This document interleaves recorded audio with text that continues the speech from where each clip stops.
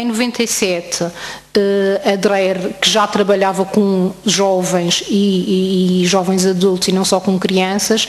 passa a ter também, a incluir na sua nomenclatura prática, já estava lá a reabilitação, torna-se membro do Conselho Nacional da Reabilitação e cria o seu primeiro centro de atividades ocupacionais. Tinha criado o Centro de Formação Profissional para aquela franja de população que podia aprender uma profissão, mas depois deu-se conta de que jovens com 18 anos que tinham passado pelas instituições eram devolvidos às famílias, perdendo ou andando um bocado para trás nem todo o trabalho que tinha sido feito, e então é criado o Centro de Atividades Ocupacionais para uma franja da população que, não podendo aceder à formação profissional, pode adquirir níveis de autonomia, pode ter realização e qualidade de vida nesta vertente. Nos anos 2000 ainda, herdeiros de Salamanca, mas sem ter conseguido, se calhar, chegar aos seus objetivos, outra série de marcos internacionais que tentam interpelar os países e os governos para não perderem de vista o rumo da inclusão, a orientação da inclusão. Portanto, temos aí vários anos e a Declaração de Madrid que nos vem voltar a chamar a atenção para muitas coisas. Temos a nível nacional também a Lei de Bases da Prevenção, da Habilitação, Reabilitação e Participação da pessoa com deficiência. Portanto, a participação, que é um conceito também importante, não é fazer tudo por eles, fazê-los participar e dar-lhes veias e voz, e o Ano Europeu da Igualdade de Oportunidade para Todos. Na Madeira, em 2001, nesta lógica, há um projeto inovador que é um projeto Dançando com a Diferença, que é incluído naquele projeto das artes para a educação especial e a reabilitação. Fazem-se várias experiências, começa-se por um convite a uma pessoa que no Brasil tinha implementado um grupo de dança e que trouxe um pouco um modelo para a região, e o que se fez com ele foi que ele fazia um trabalho de base nas instituições para que os que sentissem gosto e apetência por esta área. Durante vários anos estiveram ligados à educação especial, enquanto tutela. Neste momento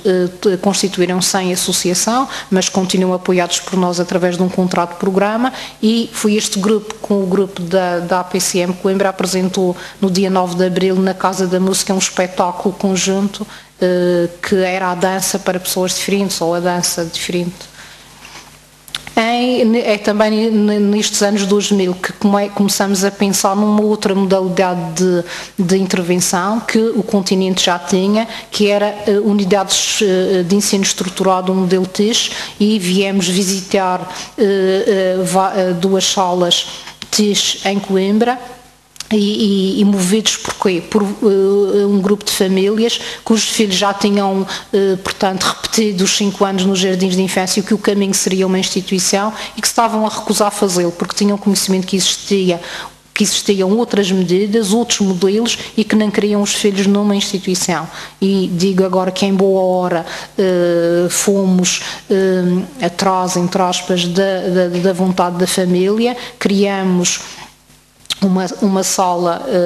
de ensino estruturado numa das escolas, e criamos alguns espaços TIS em escolas isoladas longe do Funchal, que não tínhamos nem crianças suficientes para fazer uma sala, mas que beneficiaram em grande com este método. Para além da criação da sala, devo dizer que a Direção Regional apostou primeiro na formação de docentes do ensino regular, psicólogos e docentes do ensino especial, que também foi dada por duas colegas da zona de Coimbra, a Teresa São Miguel não, anterior, São Até, portanto, nós tomamos a decisão de criar a sala, convidámos-las, foram fazer avaliação se as crianças se destinavam mesmo a uma sala destas, e já voltaram a fazer reavaliação e foram fazer formação. E as unidades de ensino especializado foi na tentativa de não trazer para o Funchal crianças muito pequenas que se desenraizavam da família e, portanto, criamos já em determinadas escolas, temos uma na Ribeira Brava, para quem conhece a Madeira, uma em Machico e uma na Boa Ventura. Temos 3 unidades de ensino especializado em multideficiência para que aquelas crianças que teriam que vir para o Funchal deslocando-se e só indo a casa ao fim de semana permaneçam nas suas famílias, colocamos docentes especializados e os apoios técnicos que não estão a tempo inteiro numa sala do ensino regular. Frequentam as atividades ou curricular se tiverem capacidade para isso, ou as atividades de enriquecimento na escola a tempo inteiro na outra parte do dia. Depois também foi tempo de pensar em acessibilidade e ajudas técnicas e viemos também beber do saber e da experiência do Cantic, que funciona em Lisboa, e criamos o Dantic, uma divisão de ajudas técnicas e que tem trabalhado quer na produção de conteúdos, quer na implementação nas salas de aula onde as crianças estão integradas de materiais, multimédia e outros e ajudas técnicas em termos desta intervenção. Portanto, temos um grupo que se ocupa dessa matéria. Nessa divisão também tivemos a experiência de um projeto de teleaula para um jovem com distrofia muscular que vivia numa zona onde era preciso diariamente subir e descer 300 degraus e inclinadíssimos, e ele era um jovem de 12 anos com muita capacidade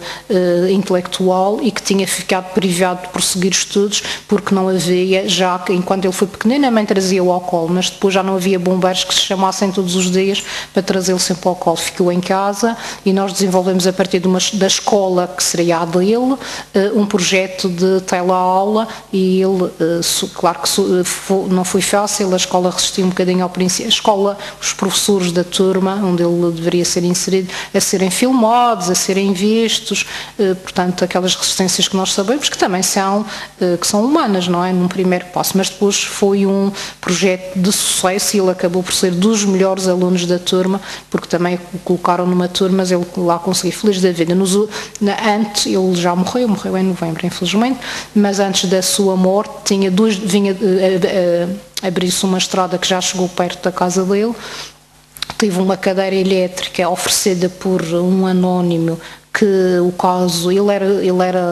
um adepto de Ferranho do Porto, do Futebol Clube do Porto, e então a Casa do Porto descobriu e veio com uma notícia que